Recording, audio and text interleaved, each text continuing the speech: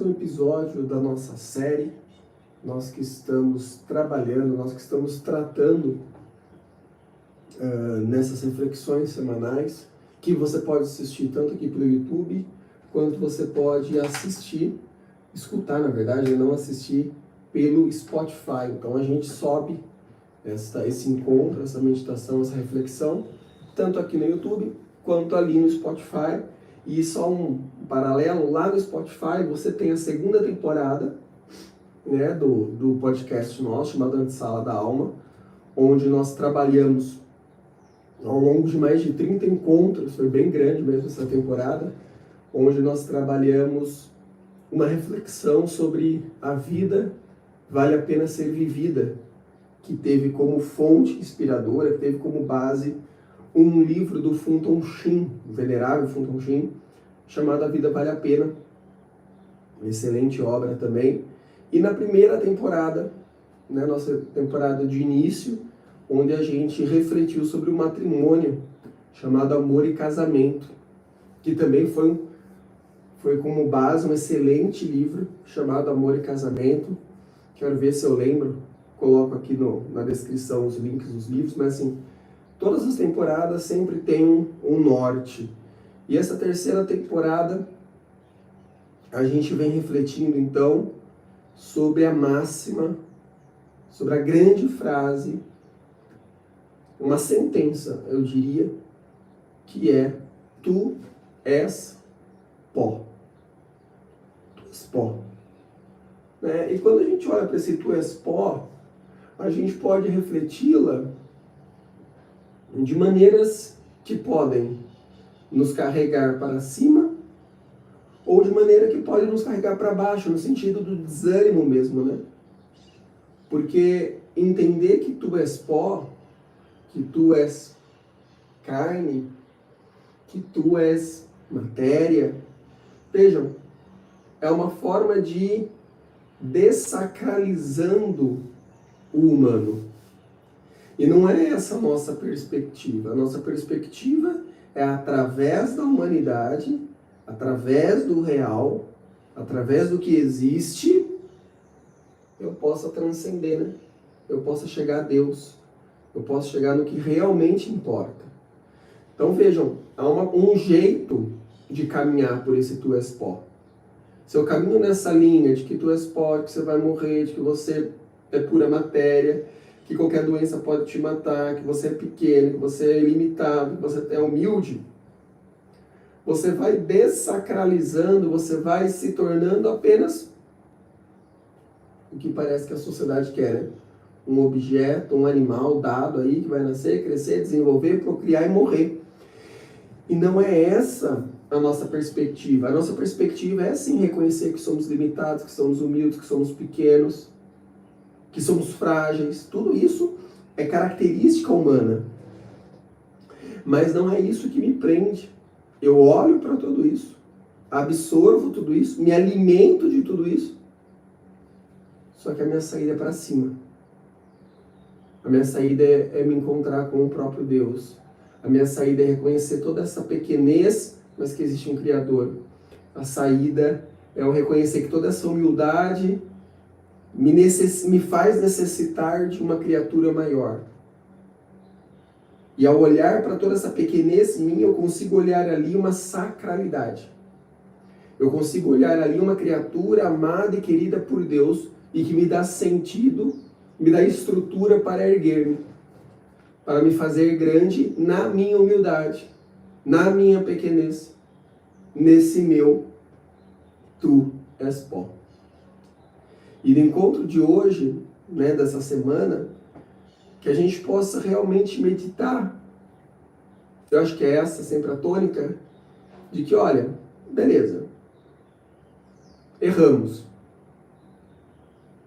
pecamos, falamos mal, desejamos coisas que não devemos desejar, mas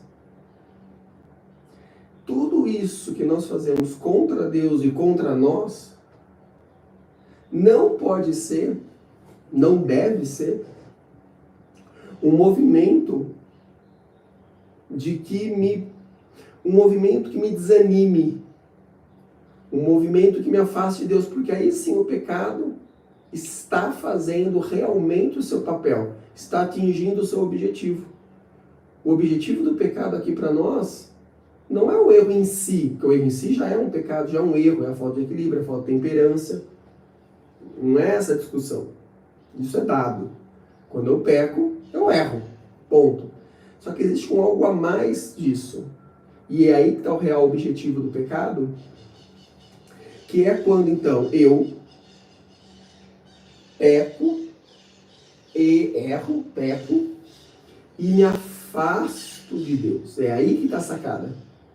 Esse afastar de Deus é o pior dos sentimentos. Muito mais do que errar. Muito mais do que pecar. Muito mais do que cometer qualquer ato ilícito. O afastar-se de Deus é o resultado N vezes pior. Ah, Mateus, o que você está querendo dizer com isso? Eu estou querendo dizer exatamente isso. Olha, você errou, você pecou, beleza. No sentido assim, vamos caminhar, vamos para frente. Mas vamos fazer tudo isso ao lado de Deus. Ao lado de sua misericórdia. E não afastando-se ainda mais dessa misericórdia. Veja o Antigo Testamento, veja no Gênesis, quando Adão e Eva erram, cometem um grande erro do pecado original.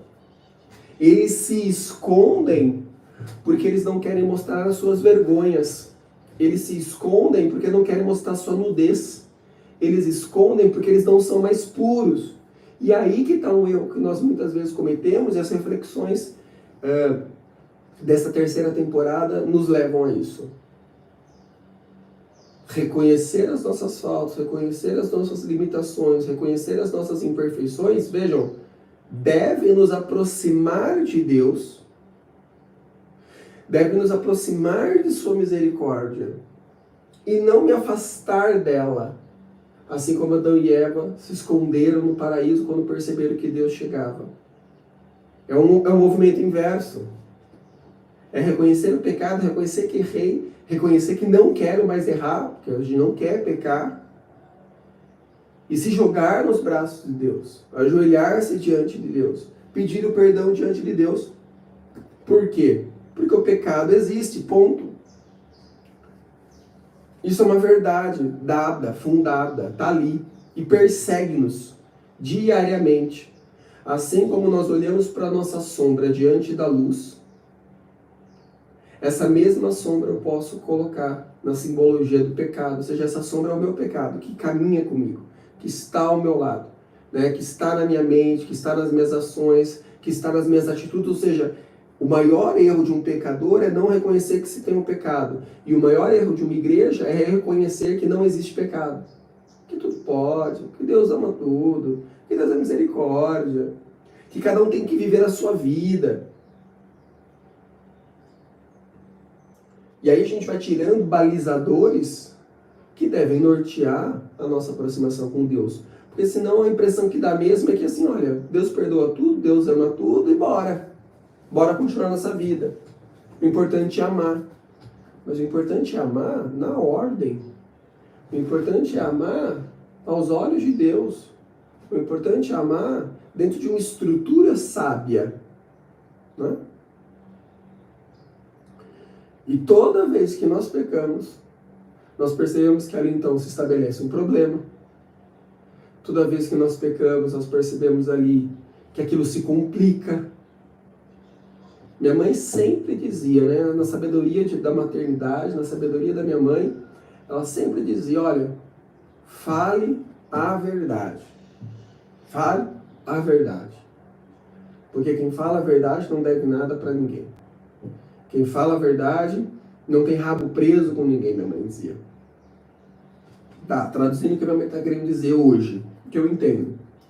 Aquele que vive na retidão, aquele que vive na certeza, aquele que vive no realmente o que é, não terá problema porque não vai se complicar. Não vai gerar problema porque ele está certo. Os obstáculos para quem caminha na verdade, ou quem tenta caminhar na verdade completamente, São pessoas que não vão encontrar os obstáculos da maneira que uma pessoa que não enxerga esses erros pode caminhar. O interessante é que esse pecado que eu cometo, que você comete, que nós cometemos como criaturas perfeitas e imperfeitas no mundo, não fecha-se em nós. O pecado, ele tem consequências. Não só em mim, mas nas pessoas que estão na minha volta, na minha relação com os outros, no meu olhar para com o mundo. E é sabendo de tudo isso, né?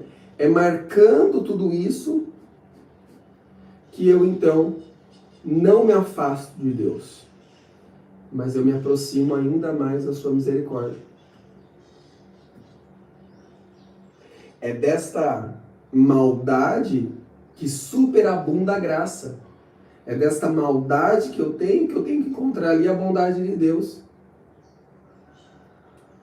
Porque dessa forma, o meu amor humano, o meu amor carnal, o meu amor destemperado pelas coisas que me levam ao vício, se transforma então num amor misericórdia. O que é esse amor misericórdia? É um amor maior que desce ao encontro de um amor menor, que é o meu amor humano. E o meu amor humano sobe ao encontro do amor maior através da humildade, procurando, buscando esse amor misericordioso.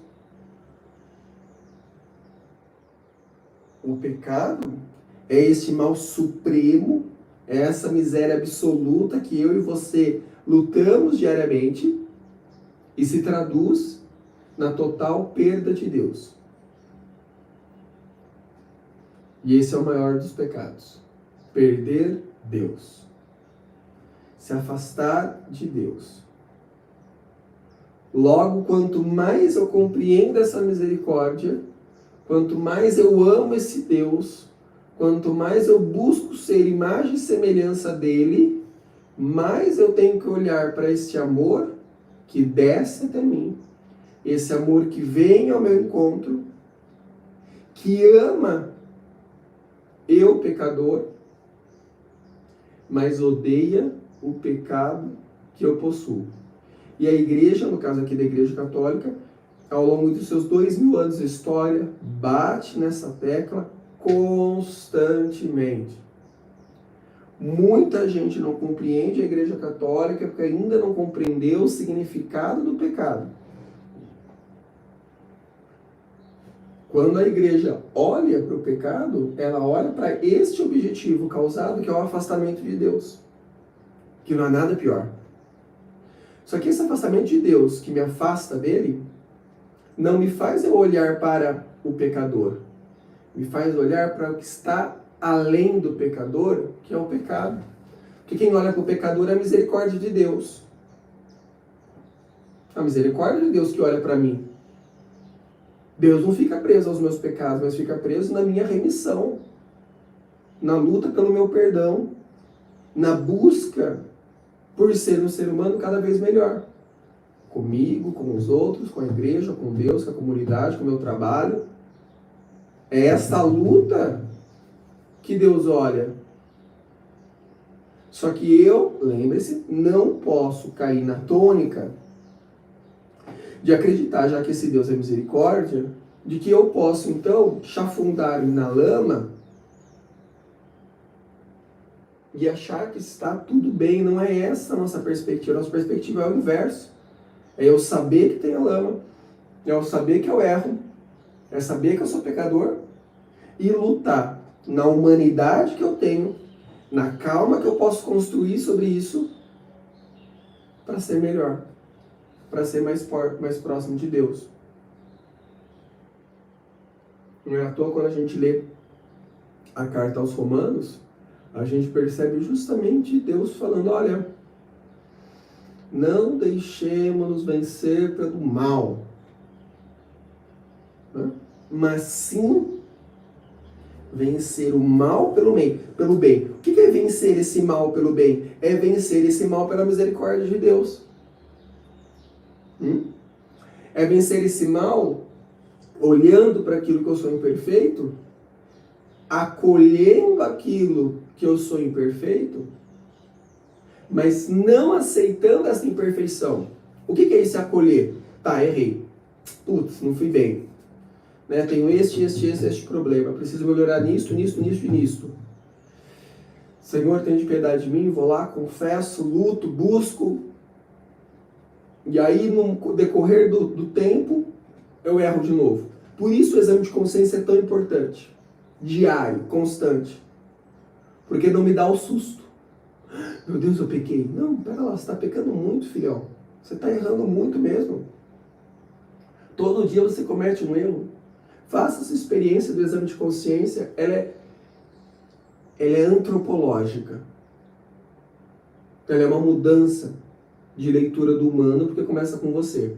Toda noite antes de dormir, pare 5 minutos. Tira o celular, né? Para. Fecha seu olho e realmente o que eu fiz nesse dia de hoje que não foi a imagem e semelhança de Deus. Você vai achar um monte de coisa. O quanto você falou mal dos outros, o quanto você desejou as coisas dos outros, o quanto você foi mesquinho, o quanto você poderia ter feito mais e não fez. E isso não volta, isso não nos coloca longe de Deus, mas então deve o quê? Nos aproximar de Deus. Nossa, eu sou tão limitado, eu sou tão falho, então eu vou pedir mais ainda esse amor de Deus, mais ainda a sabedoria de Deus, mais ainda a força do Espírito Santo. Veja, não é longe, é para perto. Mesmo sabendo que Deus tem horror ao nosso pecado, a gente caminha até Ele. Porque Deus tem ódio do nosso pecado, porque nos afasta do amor dele. Ele só quer, né? Esse só quer que é quase como uma piada. Ele só quer nos amar. Só isso. Né? Ele só quer isso. Só que para isso acontecer, ele precisa então de pessoas que estejam realmente prontas para amá-lo. No sentido de ordenados, no sentido de humanizados. Humanizados no sentido de, olha, tá, beleza, eu sou pó, eu não sou bom o suficiente, mas eu posso melhorar, eu vou lutar para isso.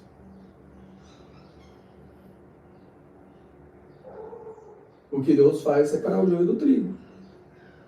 E se Deus não olhasse assim pra gente, a gente estaria condenado para sempre. Pelo contrário, como Ele nos ama de uma maneira que nós não compreendemos, Ele consegue realmente separar o pecado do pecador. Coisa que a gente não consegue fazer na nossa vida, né? Na nossa vida a gente não separa o pecado do outro. A gente se assemelha, na verdade. Quando a gente lembra, a gente, mas ele já falou isso, mas ele já fez isso, olha, mas ele já me maltratou, olha, mas ele... A gente não consegue olhar como Deus olha, e seria tão importante, né? Aprender essa pedagogia do olhar, de ver ali alguém que errou contra você, que ver alguém ali que pecou contra você, e separar este pecado da pessoa. Se a gente consegue fazer isso, a gente consegue pedir perdão. E nem sei também se a tônica, se a meta deve ser pedir perdão para as pessoas. Digo, vida que segue, vamos para frente. Estamos juntos de novo. Não guardar esse rancor, né? E não guardar esse rancor é saber separar o pecado do pecador. É entender que, olha, a imperfeição que ele tem, eu posso ter também. Quem sou eu maior que você para ficar nessa toga de marfim, nessa soberba idiota? E não, porque ele errou, porque ele é um pecador, porque ele não presta. Não é por aí, né, filhão? É ao contrário, né? Vamos para frente. Vamos separar o joio do trigo. O seu pecado deixa para lá, vamos para cá. E é para isso que o nosso Senhor Jesus Cristo veio à Terra, né? Ele veio para ensinar-nos a separar esse joio do trigo, para Ele realmente nos colocar novamente numa vida de santidade. A gente pega os evangelhos, o que a gente encontra o tempo inteiro Deus falando ali, né? O que a gente encontra ali o tempo inteiro na Sagrada Escritura do Novo Testamento? Caridade, né? Amor, misericórdia, perdão. Olhar os outros com os olhos humanos, no sentido assim, olhar os outros vendo a humanidade deles, que eles não são perfeitos, e reconhecer essa imperfeição não só neles, mas na gente, e caminhar, seguir, transpassar o olhar para o que realmente importa, né? Não se prender naquilo que é pequeno, não se afogar no raso, porque a gente é profundo, a nossa alma é grande, nós somos criados para o céu, né? Temos que buscar as coisas do alto. Nosso trabalho é incessante, nosso trabalho é divino, nossa meta é inatingível, e por tudo isso eu vou amar, eu vou perdoar, eu vou andar para frente, eu não vou guardar rancor. Vamos fazer, né? Vamos construir, vamos ser. E por quê?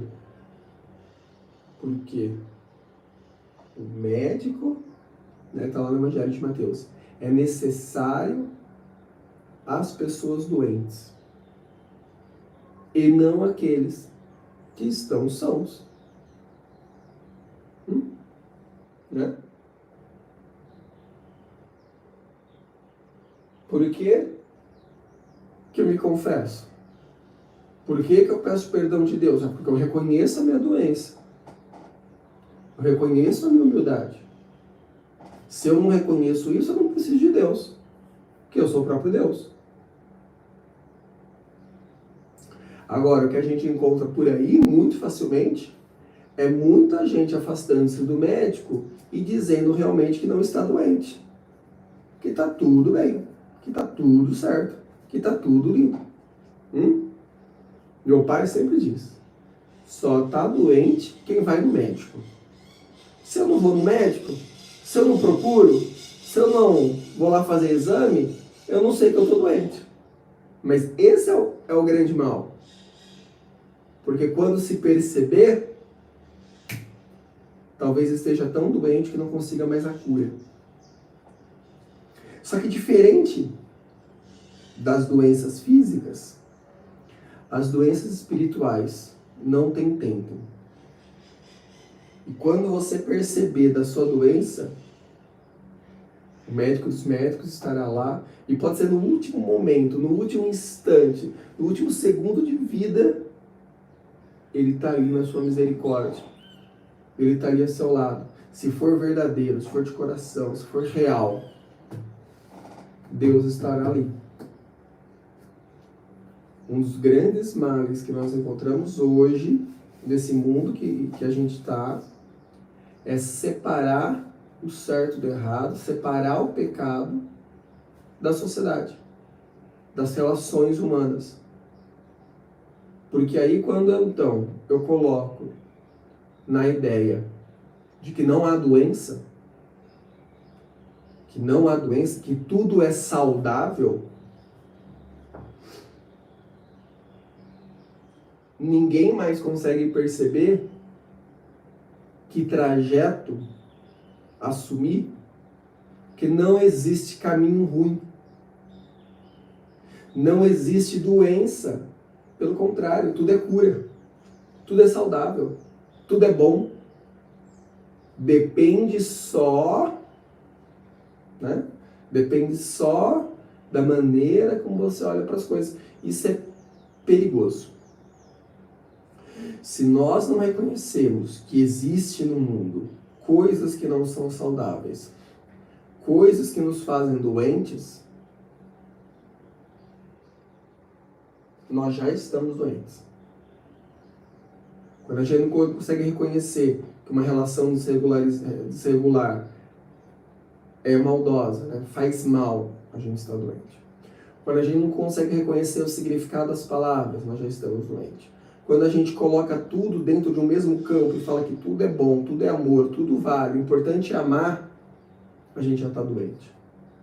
Por quê? Porque o pior doente é aquele que não sabe que está doente. E o bacana é quando a gente começa a ter uma vida maior de oração, quando a gente começa a ir para a igreja e tal. Por que ela é tão problemática? Ela é problemática porque a gente começa a ver o quanto de doença nós temos. O quanto de limitações nós temos. E isso não deve nos desanimar, pelo contrário. A gente está reconhecendo a doença. E ao reconhecer a doença, o que a gente vai buscar? A cura. É isso. Cura diária, trabalhando, ajudando o próximo, servindo, fazendo apostolado, rezando, confessando, estando ao lado dos que mais precisam, fazendo esmola, né? É aí. Porque eu reconheço de que eu não sou saudável. Diferente de outros que nem acham que estão saudáveis, mas na verdade estão extremamente doentes. E quanto sorriso que a gente vê por aí que está doente, quanto relacionamento que a gente vê que está aí que está doente, quanta relação pai-mãe, pai-filho, filho-mãe, a gente percebe que está doente. E está doente por quê? Porque justamente caiu-se na perspectiva de que não acha-se mais nenhum erro, não acha-se mais nenhum certo e errado, não acha-se mais nenhum problema, porque tudo vai traumatizar, tudo vai fazer mal. Quem é você para dizer isso? Isso é muito do século passado, isso não tem nada a ver, é proibido proibir, e assim por diante. Qual é a nossa leitura? Nossa leitura é o inverso disso. Nossa leitura é saber que existe um erro, que existe um pecador aqui que deve buscar a Deus e não ter medo de Deus.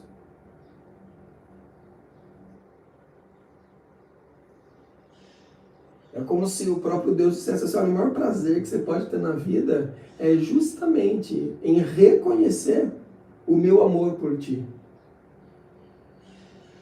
E quanto mais a gente possa crer nesse amor, tanto maior será a misericórdia de Deus, o amor de Deus para com a gente. É como se Deus amasse esse modo de viver. De que, olha, eu acredito na sua misericórdia, eu acredito que eu estou errando, eu sei que eu não estou sendo bom. E parece que quanto mais nós falamos isso, quanto mais nós reconhecemos isso, mais Deus nos ama, mais Deus se abaixa, mais Deus se aproxima da nossa humanidade. É como se houvesse aqui, 3 grandes asas, guarda elas, tá? 3 grandes asas que nos levam para próxima de Deus. Uma asa a gente vai chamar de fé, de um lado, e do outro lado de humildade. Essa é a primeira asa. De um lado a fé, do outro lado a humildade. Reconheço Deus, reconheço o seu amor, reconheço a vida saudável, e ao mesmo tempo também eu reconheço a minha pequenez, reconheço as minhas dificuldades, reconheço as minhas limitações, reconheço o meu pó. Essa é a primeira asa. Existe uma segunda asa também que é importante, que é a confiança em Deus e, isso é importantíssimo, a desconfiança de si. A desconfiança de mim. Então eu confio plenamente em Deus e desconfio de mim. Como isso? Eu confio na misericórdia de Deus, eu confio no amor de Deus, eu confio que Ele está comigo, ao mesmo tempo que eu desconfio das minhas qualidades.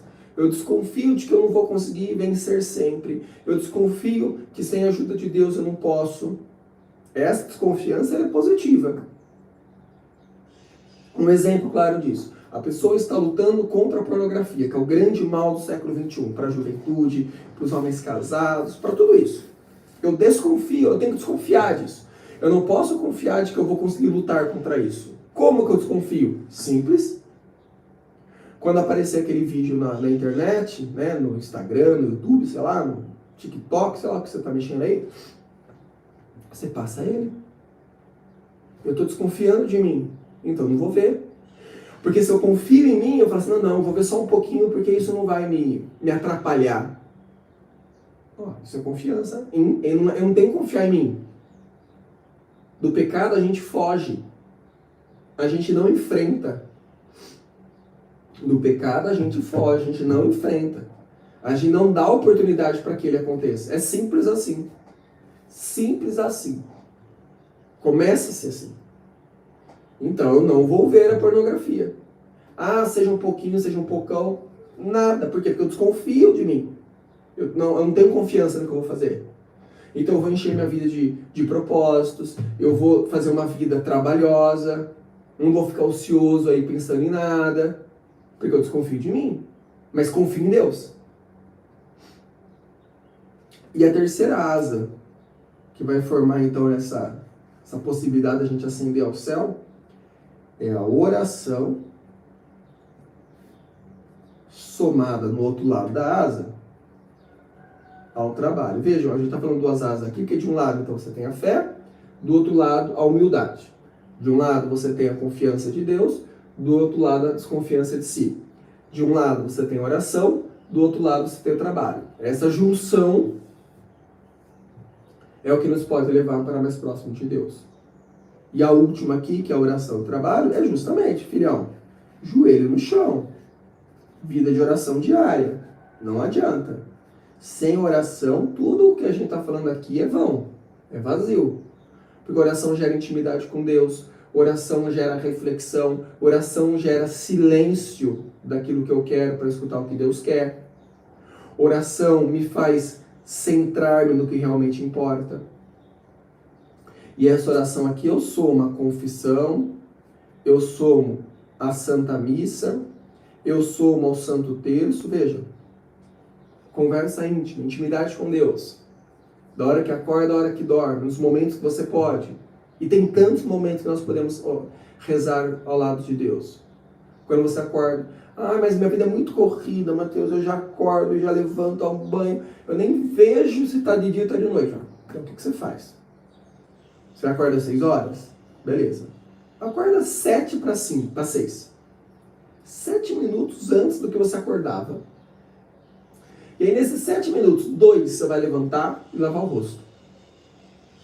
Nesses 5, oração. Uma oração. Mas qual oração? Tem milhões que você pode fazer. Milhões. Tem livros e livros sobre a oração. Rezar no Pai Nosso, uma Ave Maria. Pedir a proteção de Deus. Silenciar-se e imaginar o seu dia inteiro. Rezar para as pessoas que você ama. Foi trabalhar. Aí você pega um ônibus, você pega um trem, você pega, sei lá, metrô.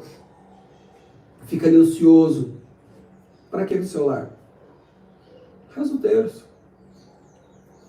Leve um livro na bolsa, um livro de meditações, um livro oracional, devocional, a história de um santo. Vejam, é tempo em cima de tempo de possibilidades de nós falarmos com Deus. Mas é difícil. Coloca lembrete, coloca marcação, faça um calendário, faça uma agenda, se organize, tenha rotina. Somado a isso, e não pode ficar sem isso, trabalho. E trabalho aqui, filhão, é trabalho mesmo, sabe? Acordar cedo, trabalhar, lutar, são bom trabalhador, são bom funcionário, fazer bem feito o seu serviço, lutar para ser bom. E nesse trabalho é não fazer fofoca, nesse trabalho é tentar fazer apostolado, nesse trabalho é tentar ser bom para os outros, sem ser idiota, né? Ser bom para os outros significa que é não colocar-se na mesa, né? Não se portar. Não é aceitar ser pisado pelos outros, não é essa a discussão. Né? Essa humildade de ser bom, aqui é ser bom no que você faz mesmo, é ajudar, é estar junto, é prestar o serviço. Né? É assumir as responsabilidades, as cargas do dia. Esse é o trabalho. tá errado, denunciar que tá errado, tá certo, elogiar o que tá certo. É ter caráter, né? É ter postura. E isso começa já com o trabalho que ganha dinheiro. E depois, claro, um trabalho muito maior, que é o trabalho de ser santo, o trabalho de ter uma vida digna, o trabalho de ser um bom marido, o trabalho de ser uma boa esposa, o trabalho de ser um bom filho, o trabalho de ajudar a comunidade, o trabalho de ajudar a paróquia, o trabalho de ajudar os outros, a caridade, a esmola, o jejum, a penitência. Veja, tudo isso é trabalho, somado à oração. O meu trabalho é uma vida oracional. E a minha oração é o meu trabalho. Ora et labore, né, lá dos beneditinos, seja trabalho e reza, seja, é essa vida que se tem que ter. E é com essas 3 asas aqui que podem, então, transformar toda a nossa humildade, toda a nossa humanidade, que a gente está falando, numa humanidade mais próxima da santidade. Uma humanidade que vai nos colocar mais próximo de Deus. Uma humanidade que vai fazer a gente ser real, ser de verdade. É sobre isso. Toda a nossa vida de santidade, todo o nosso segredo para ser santo, se resume nessas asas, se resume nesse trabalho de confiar em Deus, desconfiar de si, de rezar, de trabalhar, de ter fé, de ser humilde. Resumindo isso tudo, desconfiar, confiar. Desconfiar, confiar. É isso. Desconfie e confie. Desconfie de si e confie em Deus.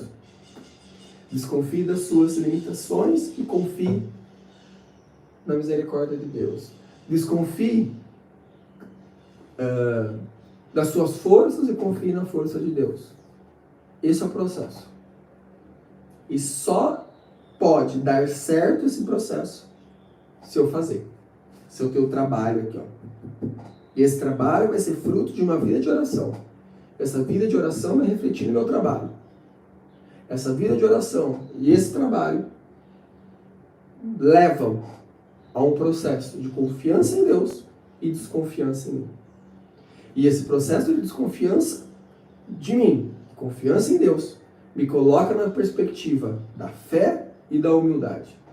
É como se eu dissesse, ó, fé e humildade são a força para eu confiar em Deus e desconfiar em mim.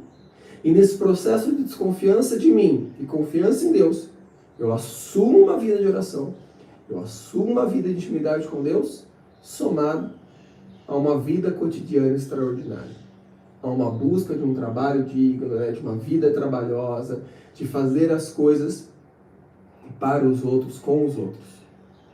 É dessa forma que a gente vai reconhecendo a nossa miséria e nesse reconhecimento da miséria, a gente vai se aproximando da perfeição cristã, da luta para estar mais próximo do céu, para ser uma boa pessoa, para ser um bom marido e assim sucessivamente. Certo? Que a gente possa ter uma semana de muito trabalho, de uma confiança em Deus e uma desconfiança em nós. Deus abençoe a todos, excelente semana, até a próxima.